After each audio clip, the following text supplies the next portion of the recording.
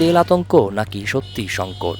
রাজধানীর পেট্রোল পাম্পগুলোর সামনে দীর্ঘ লাইনের দৃশ্য এখন যেন প্রতিদিনের বাস্তবতা। জ্বালানি তেলের চাহিদার তুলনায় সরবরাহ কম থাকায় বিপাকে পড়েছেন গাড়ি চালকরা। সরজমিনে রাজধানীর বিভিন্ন পাম্প ঘুরে দেখা যায় তেলের জন্য দীর্ঘ লাইন।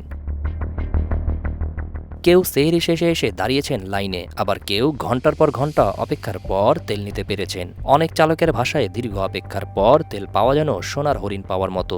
দীর্ঘ লাইনে দাঁড়িয়ে তেল পেতে ভোগান্তির কথা জানাচ্ছেন চালকরা। এটা একটা নিয়মতান্ত্রিকের ভিতর রাখছে আমার ধারণা। যেটা বাইক নিয়ে আধা ঘন্টার উপরে হবে, কিন্তু ঢুকতে পারি নাই ভাই। ঢাকা শহরের আরো ৬-৭টা পাম্প ঘুরছি, ওরাও অলরেডি মাইকিং করে বলতেছে তেল নাই।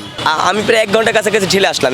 এখানে সিরিয়ালি আছে 40 মিনিটের উপরে। চালকরা জানান, প্রতি মোটরসাইকেলে সর্বোচ্চ 2 লিটার, ব্যক্তিগত গাড়িতে 10 লিটার এবং এসইউভি বা মাইক্রোবাসে 20 থেকে 25 লিটার তেল দেওয়া হচ্ছে।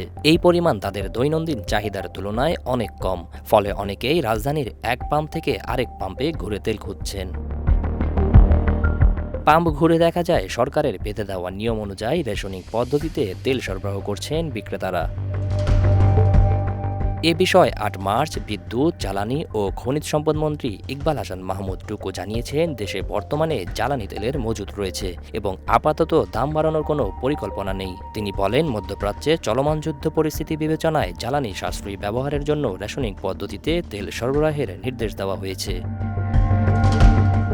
সরকার বলছে সংকট নেই, তবে পাম্পে দীর্ঘ লাইন আর সীমিত সরবরাহে ভোক্তাদের মধ্যে তৈরি হয়েছে নতুন প্রশ্ন। এটা কি শুধু আতঙ্ক, নাকি ধীরে ধীরে তৈরি হচ্ছে বাস্তব সংকট?